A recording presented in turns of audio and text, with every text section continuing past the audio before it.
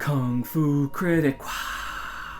Why the K in Kritic? The K is for ketchup. And sometimes karate. How's it going, everybody? New film, The Master, starring Jet Li. Released in 1992. This is gonna be... What? According to my cast list, Jet Li is not in the cast. It's starring Lee Van Cleef. Angel Eyes from The Good, the Bad, and the Ugly. What the hell is this? Oh, crap. Alright. This is another film called The Master. Now, I use the word film in a playful way because it's not a film. This was a TV series in 1984, starring Lee Van Cleef, that takes place in America, but involves ninjas. So, I guess we're going with this. Okay, well, who's in the cast? Our cast includes John Peter McAllister, the Master, actor Lee Van Cleef. Max Keeler, our helpful youth, actor Timothy Van Putz. And Holly, our love interest. Hey, it's Demi Moore, how nice. So, that's the cast. What's in the flick? Our film starts off with us seeing Max get thrown out of a bar. He was trying to help a couple because he's a do-goodin' boy.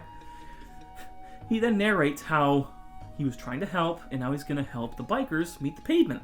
Goes into his van of many things and pulls out steel cable and about 10 locks that he just happened to have to lock up all the bikes to a semi-truck. It's going to be funny. The bikers come out. Somehow they know his full name. Did he tell them that? They say, look, there's Max Keeler. Did you say your name, your full name to them? Why? After he blows through on his van and they try to chase, there's some decent hard-knock stunt work that goes on here. These guys get thrown off their bikes pretty hard. Some very comical, fun moments. We then hop to Japan. Things are serious.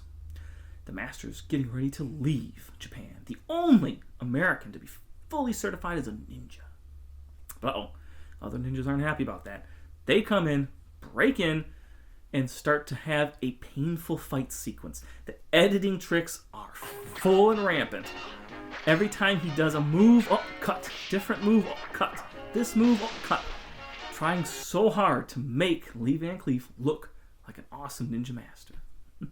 See, but they couldn't cover his face. That way we wouldn't see his face and we wouldn't know it was him or not. And then they could do a lot of cool stuff. But whatever. Anyways, the Master escapes from the ninjas and is going to America to find his daughter. We then hop back to Max. Max has just found Demi Moore.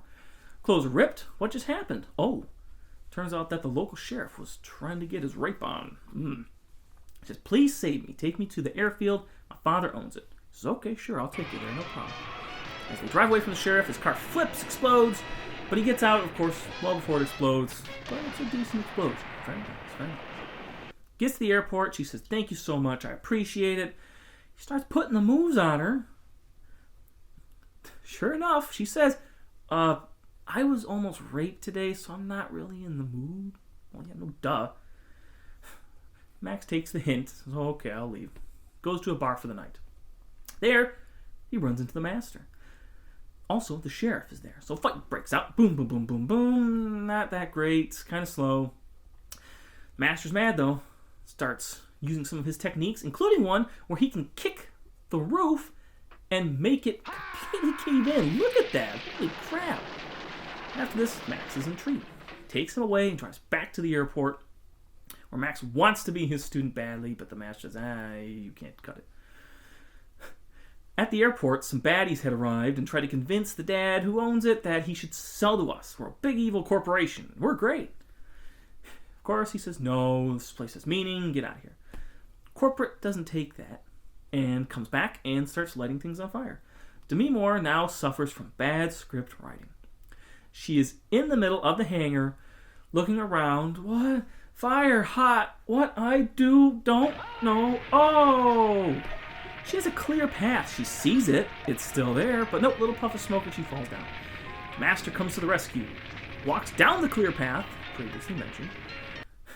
Now it's blocked. Something falls, picks her up, puts her in an airplane, and drives through in a very expensive-looking shot right out of the hangar. Bam! Cool. Max and the Master have had enough. They're going to go to the corporate headquarters and take care of business. Bust in. Max gets up there first because the Master is going to climb the outside of the building because he's a ninja. Max goes in, and apparently burning down a building is punishable by death. That's right. He punishes him by throwing a ninja star into the CEO's chest and kills him. Okay. We then hop to the Master, recently arrived, but there's another ninja. Yeah. Oh, wow, this is a decent action here. Some cool moves. Appreciate it. Hey, look, they figured it out. They put a mask over his face. We don't know who it is, so that way they can have an extra who knows how to do a little bit of martial arts. Decently fun. That part's done. Now on to the rest of the film. Now they are in San Francisco in a dance nightclub deal. We see a sexy leotard dance, kind of softcore pornish. An old man comes up and somebody yells out in the crowd, "Dance with your daughter!" Comes up there and says, "Oh, baby, dance with me, honey." This is sick. It's weird. He dances, and Max and the Master are staring on, of course, and they want to go talk to the owner of this club because he might know where Master's daughter is. Also, some Hong Kong toughs from the neighborhood of San Francisco come in and say, "Hey, old man, where's our protection money? You better pay us. Toot sweet." He says, "I don't have to pay you guys. You need to get out." At this point, they see Max and the Master and decide, "Hey, we don't like you either. You're do-gooders." So they tail him in the van. As they're driving away, we get a decent car sequence here. It's pretty good. Lots of high jumps in San Francisco. The van looks great. The other car looks great. The Japanese car decides to take a different route. I think that's hilarious. It stops at the top of a hill and turns right and goes a different way. It's like a box falling down that hill. It would not be pretty. After this, they lose them. The baddies are coming. Master climbs up a telephone pole, goes across the wire, waits for the baddies to come through. He just jumps on top of it, and using some magical rope, and he can just take the steering wheel off. It's nice and easy. There it goes. Woo!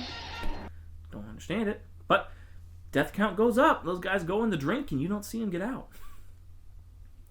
Now, the Hong Kong toughs are really, really mad. They decide, all right, we're going to kidnap the beautiful daughter at the beginning of the film. Remember that? They're going to take her. Kidnapping happens easily because Max can't fight. Take her. Now, they're going to pay the ransom and try to get her back. The old man pays the ransom with her sister sitting there crying in her wheelchair saying, "This is just too sad. I love her." But earlier she was bad-mouthing her, so she's got mixed feelings.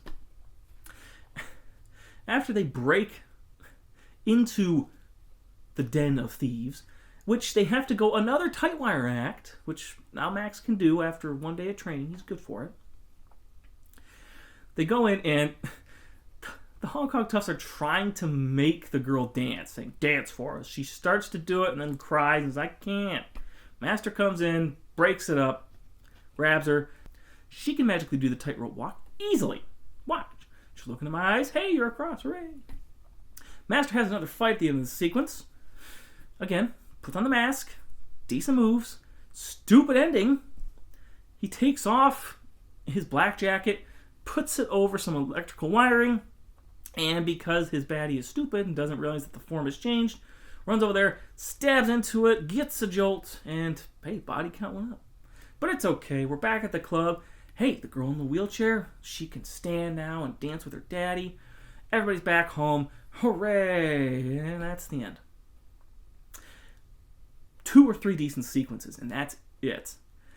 I'm not just talking from disappointment that when I bought this, I thought it was the movie with Jet Li, and then I found out it was just a TV show that's been squished together. No, it's not just that. It's painfully slow. You could tell that they tried to rip off the A-Team with being do-gooders in the van, going from place to place. You could tell that the sequences are forced a little bit, and even some of the action when they're all wearing masks so you can't tell who it is, isn't top-notch. It is American ninjas, and it doesn't stand up. If you can find it, you don't need to get it. Just pass on by. That's the end of our review, folks. Thanks for coming. I'll see you again soon. Take care.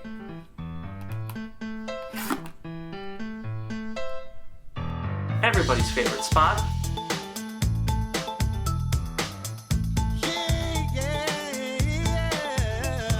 Come on. Everybody wants to see a brawl. Somebody's got to stand, somebody's got to fall. 1, 2, 3, and a bell ain't the call. It's Hong Kung Fu, it's a fight, not a draw. What they come to see is people bounce off the wall and hear the people all fight to the finish. Also, some Hong Kong toughs from the neighborhood of San Francisco come in and say, hey, where's your protection money, old man? You better pay us. The owner of the club says no.